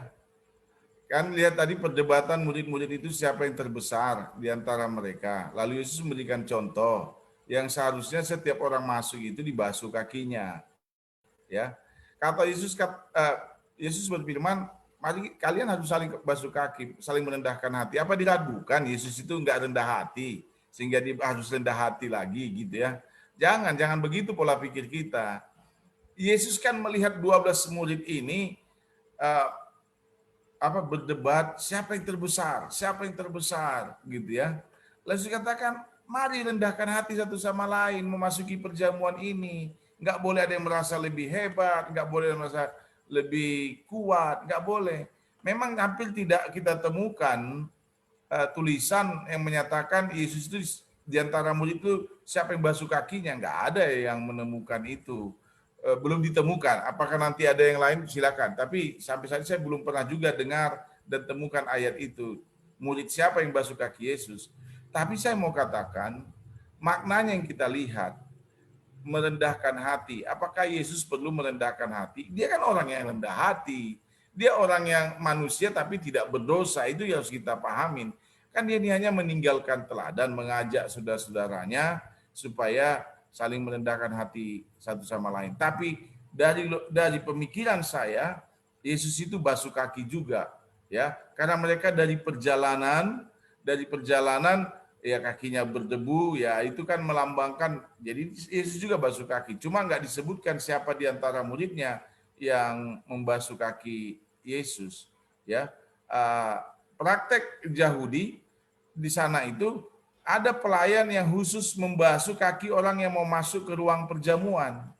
Ya, apakah ada praktek itu dilakukan kepada Yesus? Saya hanya melihat kalau memang basuh kaki, saya pikir Yesus bukan hanya ngomong, dia bisa juga lakukan itu. Sama seperti baptisan, Yesus dibaptis, ya, bukan karena dia manusia berdosa dibaptis. Yesus baptis masuk ke air. Jadi saya pikir ini, walaupun belum ketemu tulisan itu, pemikiran saya bisa saja Yesus basuh kaki pada waktu itu. Nanti saya sambilan kita coba buka lagi nanti. Silakan, Laura. Baik, apakah ada tambahan lagi dari Pendeta Senipar? Oke. Baik, kita akan ke pertanyaan berikutnya, yaitu kita mengetahui ya bahwa 1 tahun terakhir ini dunia sedang dilanda pandemi COVID-19. Dan ada pertanyaan yaitu di masa COVID-19 saat ini, di mana masih banyak gereja yang belum membuka untuk ibadah offline, apakah perjamuan kudus dapat diadakan secara online? Dan apakah maknanya sama dengan yang diadakan secara offline? Mungkin kesempatan yang pertama kami berikan kepada Pendeta Muda Sianipar. Silakan. Ya, baik, terima kasih. Saudaraku, ini merupakan satu hal yang masih menjadi pro kontra ya. Kenapa? Karena pelaksanaan perjamuan suci ini selama pandemi belum ada, kita melakukannya secara apa? Secara bersama-sama di dalam gereja. Kita melakukan pembasuhan kaki bersama-sama, saling membasuh kaki satu dengan yang lain. Lalu timbullah pertikaian. Ada umat-umat Tuhan yang ingin melaksanakan perjamuan kudus, tapi rasa khawatir terhadap pandemi dan bertemu orang itu lebih mendahului daripada keinginannya untuk perjamuan. Ya, saya bukan bermaksud untuk menjatuhkan ataupun menjelekkan hal-hal yang mereka lakukan. Tapi bagi saya pribadi, firman Tuhan sudah cukup jelas tentang pelajaran doktrin gereja Advent. Ya, kita menyoroti saja langsung gereja kita sendiri. Apakah perbaktian secara online, terlebih perjamuan kudus, pantas dilakukan secara online atau tidak? Sampai saat ini tidak ada kejelasan yang diberikan oleh siapa? Oleh pimpinan kita. Tapi firman Tuhan pada malam hari ini saya bacakan sekali lagi ya. Tadi sudah dibacakan oleh panelis kita. Dikatakan demikian. Alkitab mengajarkan kepada orang-orang yang beriman. Nah, kepada orang-orang yang beriman, saya dan saudara, supaya menyelenggarakan ketetapan ini dengan penuh hormat dan pujian kepada Tuhan. Karena seseorang yang dengan cara yang tidak layak makan roti dan minum cawan, ia berdosa terhadap tubuh dan darah Tuhan. 1 Korintus 11 ayat 27. Selanjutnya, cara yang tidak layak termasuk di dalamnya tindak tanduk yang tidak pantas. Ayat 21, atau yang kurang beriman dalam korban pendamaian Kristus. Ini sudah cukup jelas. Ya, sudah cukup jelas. Di mana letak iman kita apabila kita menyatakan kita ingin perjamuan, tapi rasa khawatir kita tidak beriman kepada keselamatan yang Tuhan bisa berikan. Kita letakkan iman tentang keselamatan, tentang penyembuhan dalam sekejap mata yang Tuhan bisa lakukan. Ketika dia tanyakan kepada orang yang sakit itu, apa yang kau kehendaki aku perbuat kepadamu? Tuhan, aku mau sembuh. Kau percaya aku bisa bikin sembuh? Aku percaya. Dan sekejap mata Tuhan sembuhkan orang yang sakit itu. Bagaimana dengan kita pada saat ini? Apakah rasa khawatir kita lebih mendahului daripada pendamaian Kristus yang sudah lakukan kepada kita? Apakah kita menganggap kebenaran hal-hal yang kita lakukan pada saat ini yang bisa dikatakan melanggar norma, ya, melanggar norma? Apakah kita pada masa pandemi ini tidak rindu membasuh kaki sesama saudara-saudara kita dengan alasan kami juga basuh kaki kok di rumah?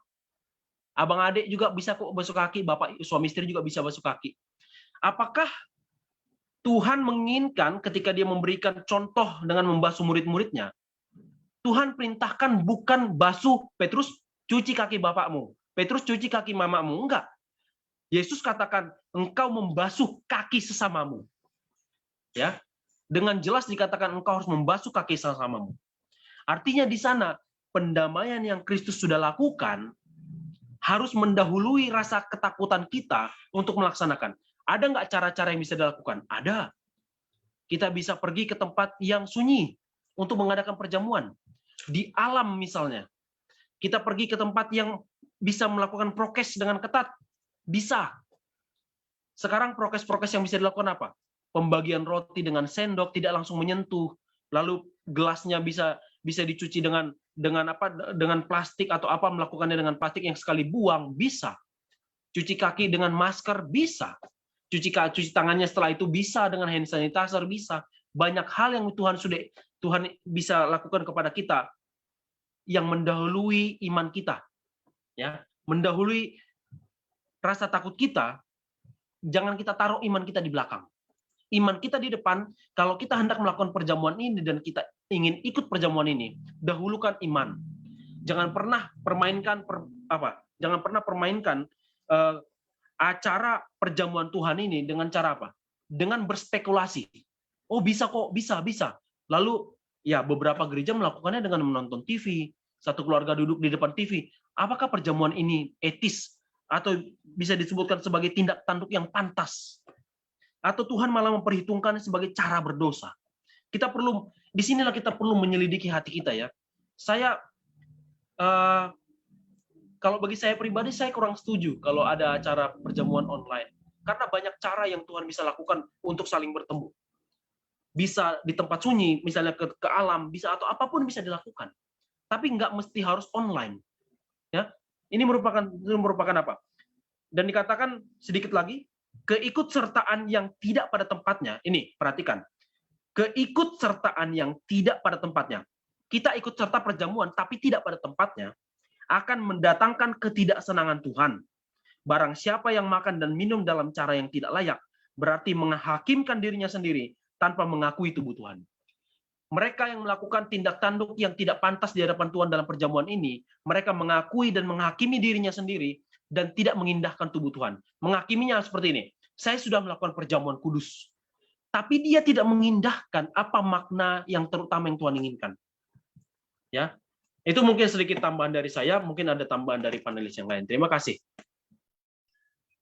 Terima kasih atas jawabannya. Ini ada tambahan dari Bapak Simon maupun dari Pendeta Manurung untuk pertanyaan ini. Baik, pertanyaannya sangat bagus dan ini memang menjadi persoalan bagi kita di masa pandemi ini, ya. Namun kita pernah alami bersama-sama di gereja kita tidak melakukan, ya, perjamuan online. Namun saya melihat beberapa gereja ada yang demikian. Online waktu pendeta menyampaikan berkat, yaitu dari gereja. Namun setelah itu untuk pelayanan pencucian kaki dan perjamuan makan roti dan anggur, saya lihat beberapa gereja, itu gereja Advent, mereka melakukannya. Saudara-saudara, tentu ini menjadi satu pertimbangan yang harus kita dengan sangat-sangat meminta tuntunan Tuhan bagaimana hal itu bisa terjadi atau tidak, karena perjamuan ini adalah sesuatu yang kudus, saudara-saudara. Ya, jadi hal-hal kudus ini jangan sampai membuat ini menurunkan iman keyakinan kita atau tidak, ya, meninggikan Tuhan, ya. Makanya saya berpikir memang harus ada pertimbangan-pertimbangan yang harus kita lakukan ya dalam hal ini, karena ini perjamuan sangat kudus. Ya, jangan sampai ini kita membuat sesuatu yang sangat rendah, yang tidak berharga ya. Akhirnya kita menganggap enteng segala sesuatu. Ya, mudah-mudahan apa yang kita sudah lakukan dan apa yang kita pikirkan semua baik ya dan tidak mengurangi kekudusan daripada perjamuan kudus. Terima kasih atas tambahannya, Bapak Simon. Apakah ada tambahan lagi dari Pendeta Manurung? Ya, perjamuan kudus itu pertama dalam masa pandemi kita harus pahamin karena jumlahnya nggak harus setahun itu harus 4 kali, nggak ada dikatakan jumlahnya, bisa ditunda sebenarnya karena alasan pandemi. Kedua, perjamuan itu bisa diadakan di rumah masing-masing, ya, di rumah masing-masing. Dan yang ketiga, communion service, yaitu di gereja, ya. Jadi ini poinnya sebenarnya. Jadi mau di mana dibuat? Memang tidak mudah untuk meluruskan perjamuan ini online, ya, nggak mudah untuk mengatakan itu boleh, nggak mudah. Tapi saya mau katakan lakukanlah di rumah perjamuan itu. Bagaimana caranya? Ya saudara-saudara begini, memang terkadang ya kita harus capek para pelayan ini, para pendeta. Ya memang kalau di rumah itu ada 10 rumah, ya 10 hari itu aja perjamuan. Kenapa rupanya? Nah begitu loh. Dia ke rumah-rumah itu mimpin perjamuan. Jadi supaya jangan banyak orang datang. Ya karena begini, kalau di Sumatera, satu pendeta itu kadang bisa 13 atau 12 gereja. Jadi tiap sahabat dia berkeliling memutar untuk memimpin perjamuan. Kan satu pendeta memimpin sekian banyak gitu ya. Kedua, kita juga memahami yang bisa memimpin perjamuan ini kan pendeta dan ketua sidang yang diurapi.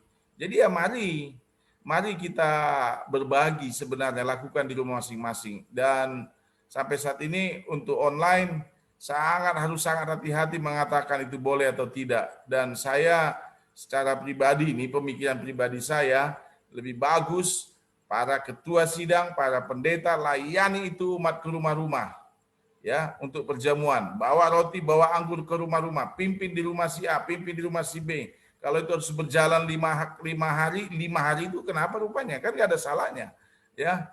Kan mungkin untuk kenyamanan mungkin seorang pendeta atau ketua sidang protokesnya lebih terbuka, mungkin begitu ya. Jadi sekali lagi ini jangan diperdebatkan mengenai online. Saya pikir tidak ada jawaban Alkitabiah, tapi itu kebijaksanaan. Kalau kebijaksanaan itu apakah direstui atau tidak, ya saya nggak ngerti nanti itu. Tapi saya pikir begini, yang penting hati saudara benar-benar bertobat kepada Tuhan, ya. Bertobat kepada Tuhan. Jadi kalau perayaannya sendiri, saya menantang para pendeta dan ketua sidang layani, memang tanggung jawabnya memimpin perjamuan.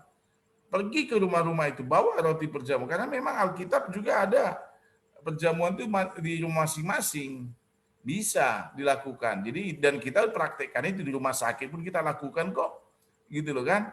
Tapi nggak pernah, ya, saya belum berani bilang iya untuk online. Dan saya lebih setuju, saya sebagai pendeta harus ke rumah-rumah, mau 10 hari perjamuan 10 hari. Kalau rumah itu terima, kalau rumah itu enggak terima ya apa boleh buat. Ya, kita hentikan. Tapi saya berharap terbuka semua bagi para hamba Tuhan yang siap melayani. Demikian Laura jawaban saya. Baik, terima kasih atas jawaban-jawaban yang diberikan untuk pertanyaan ini. Dan saya akan menyampaikan adalah pertanyaan yang terakhir untuk malam hari ini dari Saudara Kris melalui Facebook kita, yaitu mengapa perjamuan kudus hanya boleh dilakukan oleh orang yang sudah dibaptis? Apakah setiap orang Israel atau murid Yesus yang dulu merayakan Paskah atau perjamuan kudus sudah dibaptis? Mungkin yang pertama saya berikan dulu ya ke Pendeta Manurung, karena ini berkaitan dengan pembahasan sesi ketiga mengenai syarat-syarat untuk mengikuti perjamuan. Ya, jadi apakah murid Yesus dibaptis? Ya, murid Yesus sudah dibaptis semua.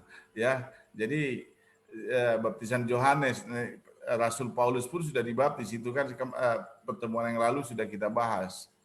Lalu mengapa harus dibaptis? Pertama, sebenarnya kata baptis ini kita perlu pahami lebih mendalam begini. Gereja Maseven hari ke-7 atau gereja kita membuat sistem perjamuan kudus ini bersifat terbuka. Artinya begini. Itu poin pertama. Artinya begini. Kata terbuka ini gini. Setiap orang yang sudah beriman terhadap pengorbanan Yesus Kristus boleh. Contohnya, hari itu datang orang yang sudah dewasa. Orang yang sudah dewasa ke gereja kita. Nah, misalkan dia dari denominasi gereja lain. Dia juga percaya Yesus, dia juga percaya kematian Yesus di kayu salib. Lalu dia pada waktu kita katakan apakah Anda beriman kepada kematian Yesus Kristus di kayu salib dan dia boleh datang untuk ikut, ya boleh. Nah, yang nggak boleh anak-anak. Jadi anak-anak yang belum dibaptis. Ya, kata anak-anak ini memang sangat terbatas. Saya coba beberapa kali baca buku Ellen G. White, kata anak-anak itu umur 7 tahun, umur 10 tahun, itu masih tergolong anak-anak. Nah, jadi maksud saya begini, anak-anak nggak boleh ikut, kenapa? Karena mereka belum tahu maknanya, gitu, kira-kira gitu, maknanya perjamuan ini. Yang dikhawatirkan adalah ketika anak-anak menganggap ini hanya seperti makan roti dan minum anggur, itu persoalannya. Itu sebenarnya anak-anak nggak boleh. Tapi kalau dia sudah dewasa, dia memahami itu semua, saya pikir nggak ada masalah soal dibaptis di gereja kita atau tidak, kan bukan itu patokannya. Karena Ellen G. White nggak pernah dibaptis di gereja Advent. Ellen G. White itu dibaptis di gereja Metodis, gitu kan? Tapi apa kita nggak akui nanti panjang lagi. Tapi waktu pembahasan perjamuan saya pikir sudah cukup jelas mengenai itu, gitu ya. Hanya maksud saya kembali, kalau orang dewasa yang datang sudah mengaku Kristen dan mengakui dan beriman kepada kematian Yesus di kayu salib, silakan ikut perjamuan. Tapi kalau dia belum beriman, jangan. Walaupun dia sudah dewasa, dia nggak beriman tentang itu, jangan. Karena nanti dianggapnya ini seperti ini lagi bagi makanan dan bagi minuman. Jangan. Itu sebabnya prakteknya kan begini. Saya coba sekilas mempraktekkannya. Ketika saudara sudah terima roti perjamuan, ya biasanya kan kita sebelum makan itu kan kita berdoa dulu, ya berdoa dulu, mengimani bahwa roti ini adalah lambang tubuh Kristus yang Dia serahkan bagi kita. Bayangkan saudara dan saya sekarang sangat memahami bahwa dosa saya itu digantikan oleh Yesus. Harusnya saya mati digantikan oleh Yesus. Demikian juga anggur itu. Yang harusnya saya mati digantikan oleh darah Kristus. Itulah maknanya kita makan. Sebelum kita makan kita berdoa. Menyerahkan hidup kita ini kepada Tuhan. Bersyukur atas kasih karunia yang besar bagi kita. Gitu. Jadi itu maknanya. Bukan soal makannya ya. Jadi saya pikir siapa yang beriman terhadap Bukit Golgota tentang kematian Yesus, saya pikir boleh ikut. Tapi kalau anak-anak yang belum mengerti, tidak boleh. Dewasa yang tidak mengerti, tidak beriman, tidak boleh. Saya pikir itu keterangan dari saya. Baik, terima kasih atas tanggapan atas pertanyaan tersebut. Apakah ada tambahan dari Bapak Simon maupun Pendeta Muda Sianipar? Baik, kembali saya mengingatkan tadi yang saya sampaikan bagaimana perjamuan itu adalah sebuah upacara kudus ya, yang dimana seseorang yang belum dibaptis tentu menjadi satu persoalan ya, bisa tidak dia mengikuti perjamuan ya. Saudara-saudara, kalau kita melihat Yesus memulai dengan pengakuan iman dulu ya, bagaimana dia mengakui dulu Yesus, baru dia bisa masuk kepada perjamuan ini ya, mengakui dulu kan, pengakuan iman itu kita tahu semua dengan baptisan kan. Kenapa? Ya supaya dia tidak menganggap rendah ya sesuatu yang kudus itu. Akhirnya dia menganggap ini ya biasa-biasa aja. Ya, ini padahal ini sesuatu yang kudus yang perlu kita hormati, yang perlu kita hargai ya setinggi-tinggi pengorbanan Kristus ini. Makanya saya lupa persis ada di mana ya, kalau tidak salah Matius 7, kalau tidak salah Matius 7 ayat-ayat 5 atau 6 dibilang, kalau tidak salah dibilang begini, janganlah memberikan barang yang kudus kepada anjing dan jangan kamu melemparkan mutiara kepada babi. Ya. Supaya jangan diinjak-injak saudara-saudara dengan kaki. Jadi ini sesuatu yang bernilai, berharga nih. Tuhan mau kita jaga. Jangan sampai ini dianggap hal biasa. Akhirnya terbiasa kita menganggap rendah pengorbanan Kristus. Saudara-saudara, ini kudus. Ya, jadi saya berharap ya hal ini mungkin kita selalu tinggikan. Jangan sampai akhirnya ya saudara-saudara yang belum baptis, ya kita harus bilang sama mereka. Jangan dulu, khususnya anak-anak ya. Kalau orang dewasa mungkin ya kita mau bagaimana, mau menahan. Kalau dia sudah ada di situ, hadir bersama-sama dengan kita ya, tidak mungkin kita menolak ya. Itu tidak baik ya. Biarlah dia juga boleh mendapatkan bagian di dalam perjamuan kudus ini. Ya, tapi jangan sampai hal ini akhirnya membuat sesuatu yang ditinggikan, yang dimuliakan menjadi rendah oleh karena kelalaian, bukan kelalaian, oleh karena kita membiasakan atau membiarkan, ya kira-kira gitu ya. Baik, mungkin saya melengkapi ya dari Matius 7 ayat 6, yaitu jangan kamu memberikan barang yang kudus kepada anjing dan jangan kamu melemparkan mutiaramu kepada babi, supaya jangan diinjak-injaknya dengan kakinya, lalu ia berbalik mengoyak kamu. Baik, mungkin ada tambahan lagi dari Pendeta Muda Sianipar untuk pertanyaan ini. Baik, ada sedikit. Jadi saudaraku, ketika Yesus duduk di atas batu, kemudian dia hendak bercerita, lalu banyak anak-anak yang datang kepada Yesus. Yang menjadi penghalang anak-anak ini untuk datang kepada Yesus bukanlah orang-orang tuanya, tapi justru murid-murid Yesus. Sehingga Yesus harus tegur mereka, jangan halang-halangi anak-anak itu untuk datang kepadaku. Bukan berarti dengan penjelasan saya ini anak-anak langsung ikut perjamuan, enggak. Tapi menjadi tanggung jawab kita sebagai orang-orang tua yang Tuhan karuniakan anak-anak dalam kehidupan, yang memiliki anak-anak dalam kehidupan. Menjadi tanggung jawab kita untuk memperkenalkan Yesus secara dini, ya, untuk memperkenalkan Yesus secara dini. Kalau memang syarat untuk mengikuti perjamuan ini adalah untuk mengimani dan memahami apa makna dari perjamuan itu adalah melalui pendamaian yang Kristus berikan, perkenalkan secara dini. Apakah salah anak-anak umur kelas 6 SD dibaptiskan? Kalau dia mengaku Yesus sebagai Tuhannya nggak salah. Ya, di kampung umur kelas 5 SD pun sudah dibaptis karena besar badannya. Ya, tapi kalau anak-anak itu sudah diawali sejak dini untuk memperkenalkan siapa Yesus dan apa yang Yesus sudah lakukan, kemudian diperkenalkan pendidikan tentang perjamuan sejak dini, dan dia bisa memahami perjamuan itu dengan baik, dan dia mau menerima Yesus. Kadang banyak orang-orang tua kita yang melarang anak-anaknya, aduh anak saya masih kelas 5 SD, janganlah dulu, masih kecil. Kenapa? Karena bisa jadi tidak diperkenalkan juga Yesus secara dini dari apa? Dari keluarga mereka kepada anak-anak ini, sehingga anak-anak ini dianggap belum siap menerima Yesus. Nah, menjadi pelajaran penting, terlebih bagi para penonton kami, pemirsa dimanapun Anda berada, bagi orang-orang tua kami yang sudah memiliki anak-anak kecil, yang sudah memiliki anak-anak yang sudah orang-orang muda, remaja, dan terlebih keluarga-keluarga muda yang akan memiliki anak, ya, kasih karunia Tuhan menyertai kalian. Didiklah anak-anakmu dengan perkenalan tentang Yesus sejak dini. Sehingga ketika mereka masih kecil pun, mereka sudah mengakui dan mengerti siapa Yesus dan apa yang Yesus lakukan. Dan ketika mereka ingin menerima Tuhan Yesus itu sebagai juru selamat pribadinya, terpenuhi syaratnya untuk mengikuti apa? Untuk mengikuti perjamuan. Ya, untuk mengikuti perjamuan itu. Kalau memang peraturan itu begitu ketat, tapi ada kebijaksanaan yang apa? Yang bisa kita lakukan di dalam keluarga kita.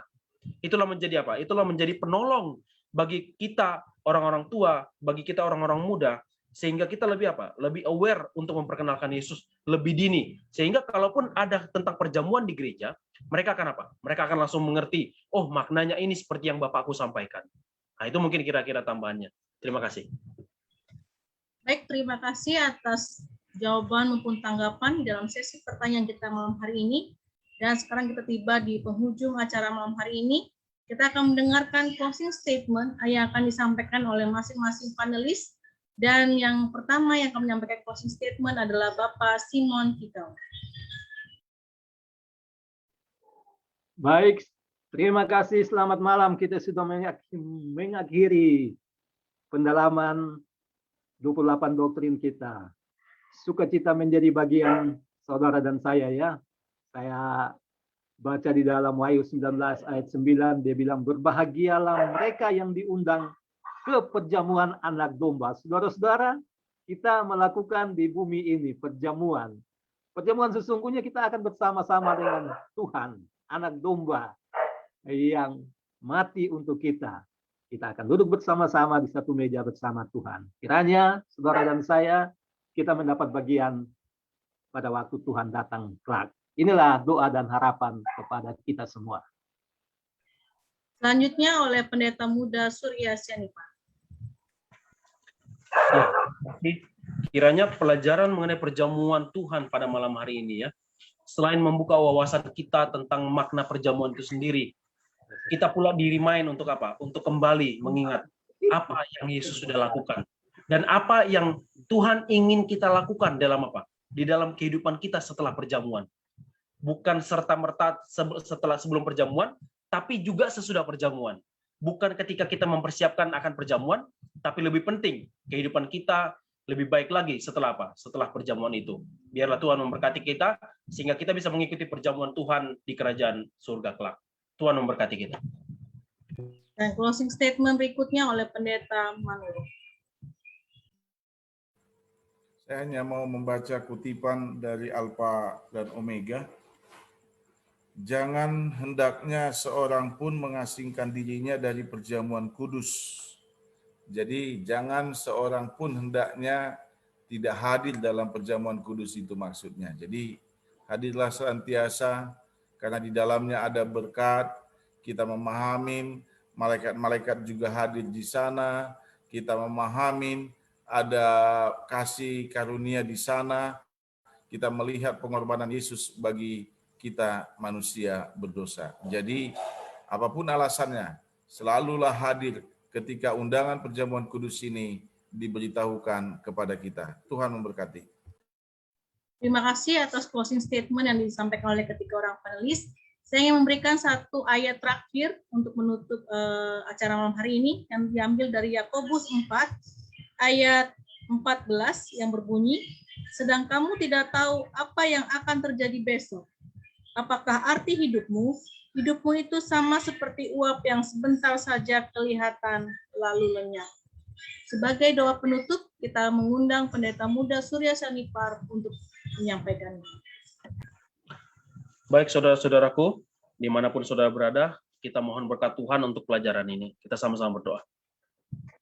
Oh Tuhan, Bapa kami yang bertahta dalam kerajaan sorga, betapa hati kami Tuhan rindu untuk mendengarkan firman-Mu setiap hari. Mengenal akan Tuhan menjadikan hikmat dalam kehidupan kami, sehingga kehidupan kami boleh senantiasa lebih dekat, dan kami boleh berjalan dalam kebenaran Tuhan. Dan kiranya firman dan pelajaran yang sudah kami pelajari menjadi pelita bagi kehidupan kami, menuntun kami di dunia yang gelap ini Tuhan, sehingga mata kami hanya tertuju kepada terang kecil itu, dan membawa kami kepada terang besar itu, yaitu ke Yesus yang sudah mati untuk menebus dosa-dosa kami Tuhan.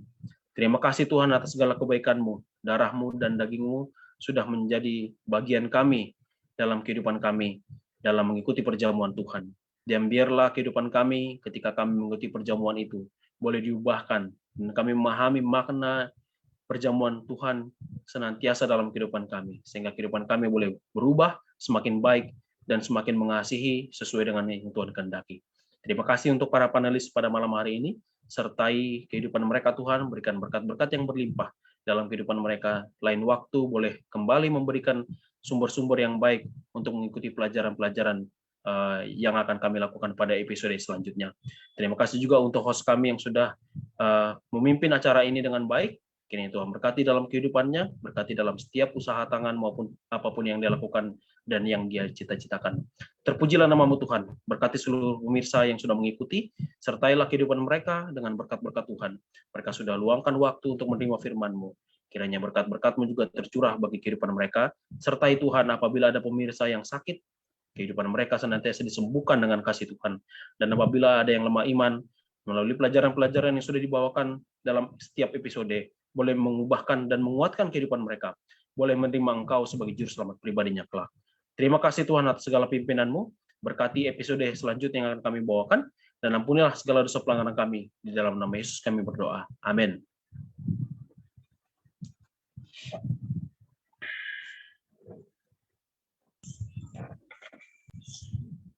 Demikianlah akhir dari seri ke-16 dari 28 uraian doktrin dasar Alkitabiah malam hari ini. Dan kita akan berjumpa kembali pada seri ke-17 yang akan tayang pada hari Minggu depan, yaitu tanggal 13 Juni 2021. Sehingga pada hari Minggu depan, pada tanggal 6 Juni, kami tidak akan tayang dikarenakan adanya kebaktian kebangunan rohani rumah tangga wilayah 5, sehingga tayangan ini akan dilanjutkan pada hari Minggu tanggal 13 Juni 2021. Salam sehat dan Tuhan Yesus memberkati. Para penulis boleh melambaikan tangan kepada seluruh pemirsa kita di rumah. Shalom, selamat malam semua. Shalom, selamat malam semuanya. Sampai bertemu lagi.